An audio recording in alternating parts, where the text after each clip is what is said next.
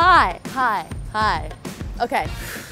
Hey, I'm Lee Kalpakis, segment chef at Thrillist, and this is $30 Dinner Party.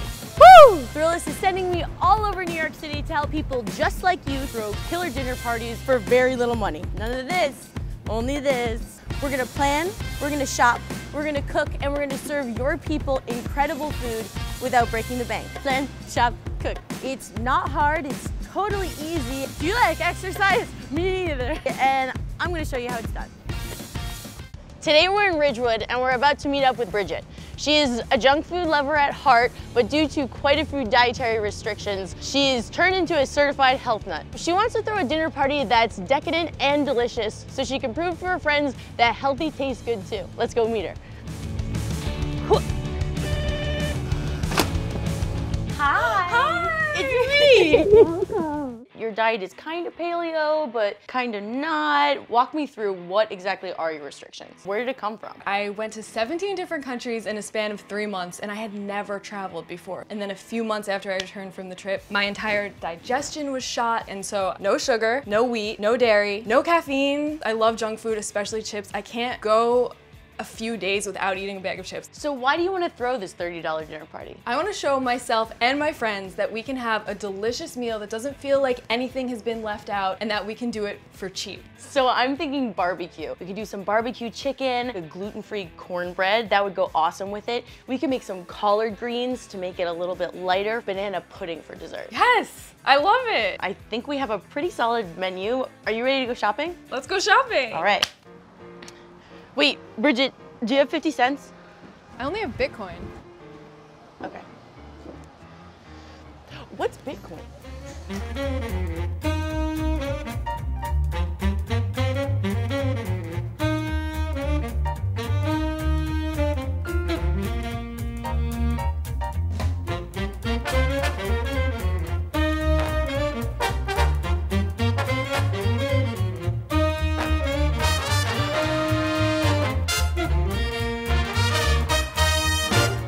You want chip?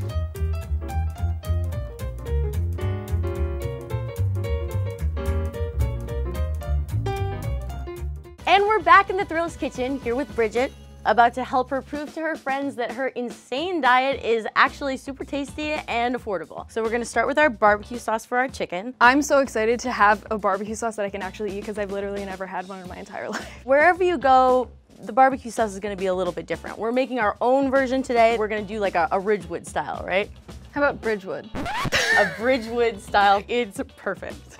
1 6-ounce can of tomato paste, some honey. How much? 3 tablespoons if you wanna get technical. Apple cider vinegar, about a half a cup. So smoked paprika, or as my Canadian parents would say, paprika.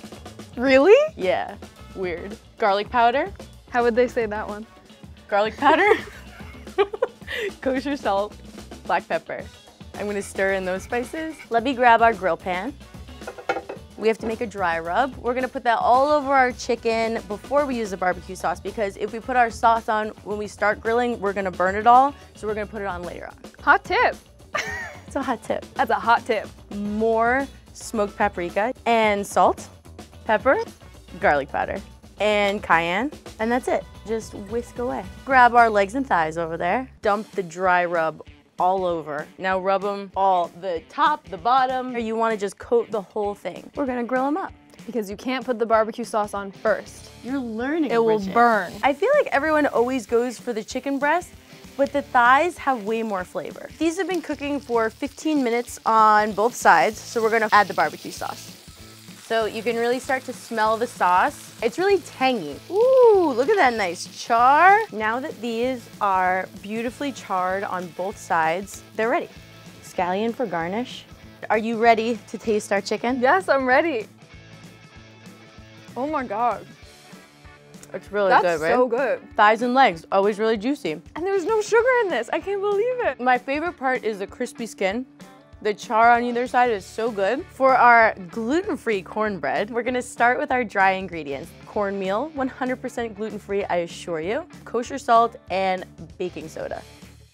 So give that a whisk. For our wet ingredients, 1 can coconut milk, 1 egg, a little apple cider vinegar, some butter.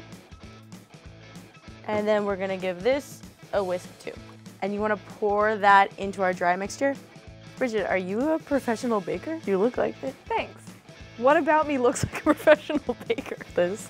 I have a cast iron pan heating in the oven right now. When we put the batter in an already heated cast iron, it makes for a really crunchy, crispy crust. We're gonna add some butter. And we wanna do this kind of fast because we want the pan to stay super hot. The hotter the pan, the crispier the edges. And back into the oven for 20 to 25 minutes. We gotta make some collard greens. A quarter cup of oil, and we're gonna warm that a little bit. And then we're going to add our onion. Give that a heavy pinch of kosher salt. And we're gonna add some pepper. We're gonna move on to our collard greens. We're just gonna trim off the super tough stems. We're just gonna slice it into ribbons. We're just gonna dump this right in there with our onion, and we're gonna let it wilt. Apple cider vinegar. Give it a heavy pinch of salt, and I'll give it a heavy pinch of pepper. We're gonna finish it with lemon juice. Some red pepper flakes, make it a little spicy, and that's it. Our collards are done. Okay, let's take a look at our cornbread. Nice golden brown edges, that is ready to go. Final stage, which is dessert. We're going to make a banana chocolate pudding, 4 eggs. You've got those super ripe bananas over there, and just throw them right in the blender when they're ready. We have cocoa powder, a little bit of cinnamon, some salt, coconut milk, some honey, a dash of vanilla, and now we're gonna blend it up. Blend that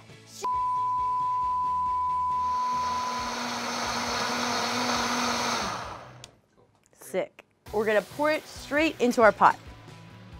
Okay, so that's super thick and creamy. It looks ready to go. Let's transfer it over to our bowl. We're going to refrigerate this for like an hour, but you could also refrigerate it overnight. So now we're gonna take this pudding and we're gonna turn it into some parfaits. Pudding is gonna be our first layer. I'm gonna slice up some bananas to make our second layer. We have some mason jars. As long as we get a layer of banana, a layer of chocolate, layer of banana, that's what we're going for. Okay, our parfaits look amazing. We created this amazing barbecue meal that just happens to fit all of your eating restrictions. I almost don't even want to tell them that we made this according to my restrictions, and I might just be like, I know I have a lot of restrictions, but today, because I love you guys, I don't care about them. And then they're gonna eat everything. And then I'm gonna say, just kidding, it's all healthy, and then they're gonna start throwing up.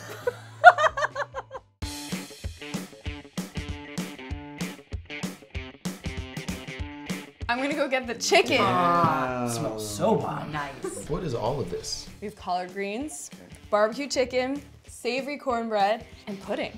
I came into this thinking it was going to be complete trash. Can I eat all of this? There's no You. gluten. Why can't you Me, eat? Why me can't you personally. eat it? Because I don't eat gluten. She doesn't eat gluten, guys. I'm that person. You can eat this. And any experience I've had with gluten-free bread, just not about It's like it. buttered cardboard. Like I feel Yeah, you. yeah, I can yeah. even agree Yeah. with that. I can agree with that. But that looks good. Let's just start eating, and then I'll tell you about all of it. What I love about spicy food is that it brings you to a place almost like it's a drug. Part of the process of barbecue is the deliciousness at the front, and then the existential dread at the back. I know because it's healthy that I'm removing the dread, that I'm probably not gonna like Enjoy the the taste fun. of it as much. Yeah. You know what I mean? Like, are you You with have me? to be gorged at the end of your barbecue to really complete this. So you're saying cycle. barbecue is not legitimate unless you question your life. Let's just cheers to the fact that we're all here and we're all gonna eat it whether we feel yeah. great or we feel I already terrible feel because great. we Amen. feel great. Cheers. Cheers.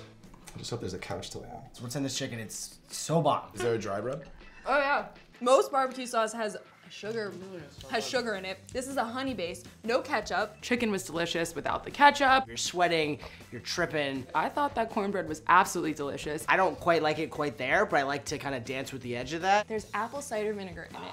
There's apple cider vinegar in every single one of these dishes, and it's amazing because there's so many health benefits. Hell of a meal. Chicken got me pretty close to the edge. Collard greens for me is like super heavy, right? Like pork, butter. Yeah. And with this, there's the pickled onions, which I really like. And then there's something, is it lemon? It's lemon. Nice. Okay. Let's have these banana puddings. Sweet and savory, it's a good combo. Cheers. How did everyone know we were gonna choose? What are we choosing to? What are we alright, choosing listen. to? Johnny? I was the biggest naysayer of this whole thing. I love my gluten, but I gotta say, after tonight's experience and the explanation, I'm happy to say that I believe. The real question is, are you experiencing existential dread? I'm experiencing existential well-fed. Oh! All right, we got a poet at the table.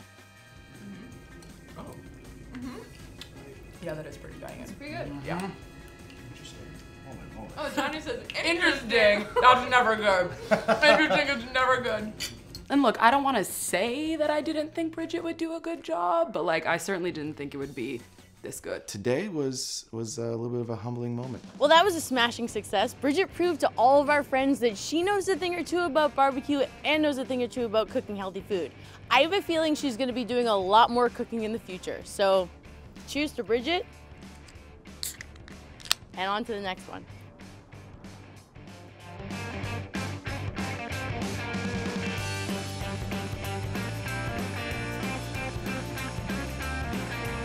Hope you enjoyed that episode. Don't forget to like, comment, subscribe, and share. And be sure to check out the recipes on Thrillist.com.